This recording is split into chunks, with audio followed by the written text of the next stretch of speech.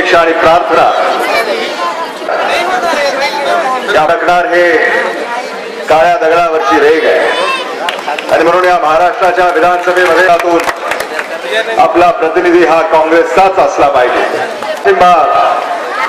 आम्ही जिथे जाऊ तिथे मतदार आम्हाला देतायत हे चित्र आपल्याला या ठिकाणी पाहायला मिळतंय।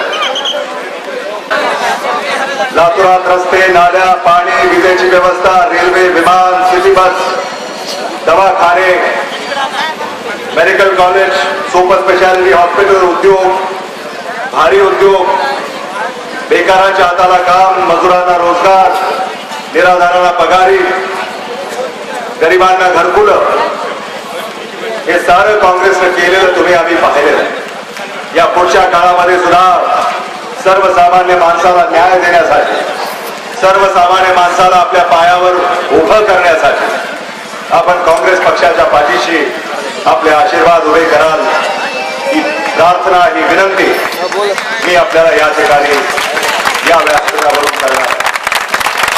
भविष्याचा वेध घेऊन या लातूरचा विकास आपल्याला साधायचा आहे। मी आदरणीय शिवराज पाटील साहेबांचा या सभेमध्ये आणि येत्या 13 तारखेला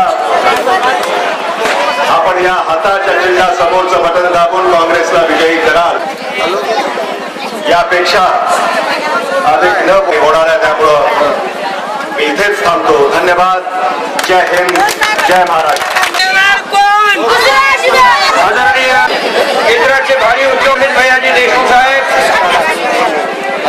उपस्थित व्यासपीठ आणि मोठ्या संख्येने उपस्थित असतात आपल्या सर्वांच्या वतीनं या करूया आणि त्याला विश्वास देऊया की तुमच्या नेतृत्वात आहे आणि तो विजय लातूरमध्ये काँग्रेसच्या विचाराचा झंझावात तुम्हाला दिसतोय। हे सारं आदरणीय विकासातून पोहोचवलं नारा या शहरामध्ये दिसतोय तो म्हणजे काँग्रेस पक्षाचा नारा आहे आणि अमित भैयाने की हा जोश आपण 13 तारखेपर्यंत कायम ठेवूया, विधानसभेमध्ये पाठवूया आणि विनंती या ठिकाणी करतो। जय हिंद। काँग्रेस, राष्ट्रवादी काँग्रेस आणि रिपाईचे या ठिकाणी उपस्थित असलेले विधानसभेच्या निवडणुकीच्या निमित्तानं ही सभा या ठिकाणी आयोजित केलेली आहे। या लातूर मतदारसंघाचं नेतृत्व या मागच्या काळामध्ये माननीय कैलासवासी केशवरावजी सोनवणे यांनी केलं।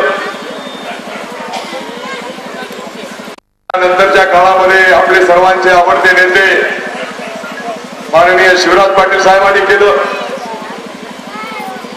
आणि जवळपास गेली 30 वर्ष मी या मतदारसंघाचं प्रतिनिधित्व विधानसभेमध्ये केलेलं आहे आणि गेल्या 30 वर्षामध्ये या मतदारसंघासाठी जेवढं मला करता आलं तेवढं प्रामाणिकपणाने करण्याचा प्रयत्न केलेला आहे।